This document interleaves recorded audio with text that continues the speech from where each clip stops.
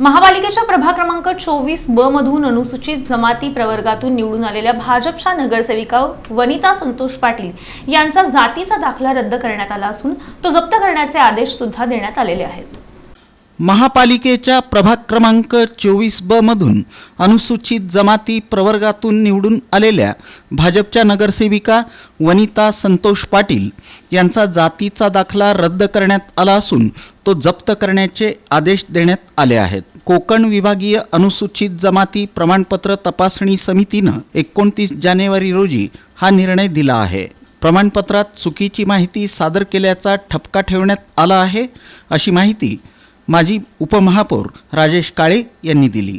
महापालिका निवडणुकीसाठी वनिता पाटील यांनी 23 डिसेंबर 2025 रोजी अनुसूचित जमाती प्रमाणपत्र तपासणीसाठीचा प्रस्ताव सोलापूर येथील समितीकडे सादर केला होता। निवडणुकीनंतर नमुना क मधील मूळ जातीचा दाखला सादर करणे बंधनकारक असताना त्यांनी माहेरच्या नावाने म्हणजेच वनिता तलवार या नावाने अर्ज केला होता। समितीच्या तपासणी अर्जात रहिवास नागाव तालुका उरण जिल्हा रायगड असं दाखवण्यात आलं होतं, मात्र प्रत्यक्षात त्या सलगर तालुका अक्कलकोट येथील मूळ रहिवासी असल्याचं स्पष्ट झालं। या विसंगतीमुळे पनवेल विभागीय समितीनं दिलेला कोळी महादेव जातीचा दाखला रद्द करून जप्त करण्याचे आदेश देण्यात आले आहेत। दरम्यान नगरसेविका वनिता पाटील यांना योग्य रहिवासी माहिती नमूद करून नव्यानं जातीचा दाखला मिळवण्यासाठी अर्ज करण्याची मुभा देण्यात आली आहे।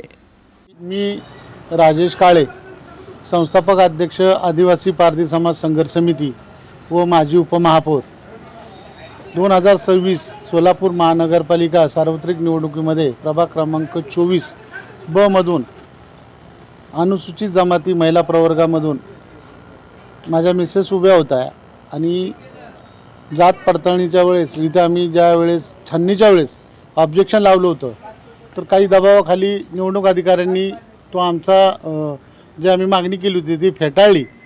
तदनंतर आम्ही माहितीच्या अधिकाऱ्याखाली सर्व त्यांनी कागदपत्र जोडलेली माहिती मागवली। यामध्ये आमच्या विरोधात जे जिंकून आलेत वनिता संतोष पाटील ह्या मूळ रहिवासी सलगर तालुका अक्कलकोट जिल्हा सोलापूर इथल्या आहेत, त्यांचे पुरावे आम्ही गोळा केलेले आहेत।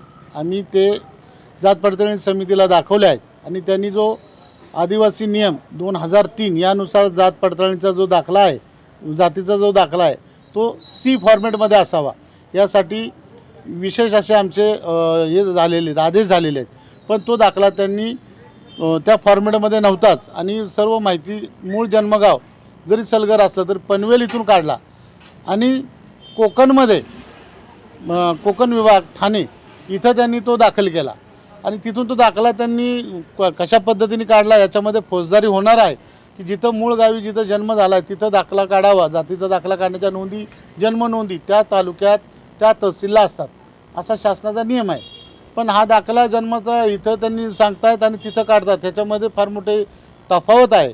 ते आम्ही अनुसूचित जमातीच्या कमिटीसमोर पुराव्यासहित दाखल केल्यानंतर कमिटीने निर्णय घेतला, त्यांचा जातीचा दाखला रद्द केला, जप्त करून रद्द केलेला आहे आणि सी फॉर्मॅटमध्ये दाखला त्यांनी दाखल करायला होता। ह्यापूर्वीसुद्धा 2017ला त्यांनी माझ्या विरोधात निवडणूक लढवली होती, त्यावेळेस मी त्यांचा 3200 मताने फरकाने त्यांचा पराभव केला होता। त्यावेळेससुद्धा त्यांनी ऑनलाईन अर्ज करणं अपेक्षित असतानासुद्धा ऑफलाईन केला होता आणि ऑनलाईन अर्ज न दाखल केल्याने त्यांना अनुसूचित जमातीच्या समितीने त्यांना पत्रव्यवहारसुद्धा केला होता की तुम्ही सी फॉर्मॅटमध्ये दाखला द्या आणि पडताळणीसाठी आम्हाला तुमचे सर्व पुरावे द्या। त्यांनी हेतू पुरस्कार ती जात पडताळणी होणार नाही यामुळे त्यांनी तो तसंच 2017चं प्रकरण ठेवलं आणि आता ह्या निवडणुकीमध्ये पुन्हा एकदा हमीपत्रावरती ही निवडणूक लढवली।